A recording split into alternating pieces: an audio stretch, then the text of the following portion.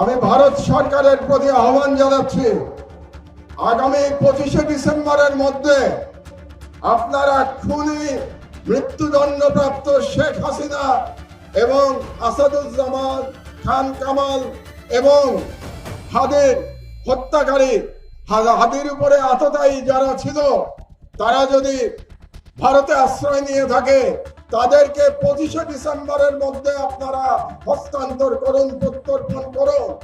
না হলে আমি হাদির রক্তের কসম দিয়ে বলছি, বাংলাদেশের প্রতিটি ভারতীয় প্রতিষ্ঠানের বিরুদ্ধে আমরা প্রতিরোধ সংগ্রাম শুরু করব।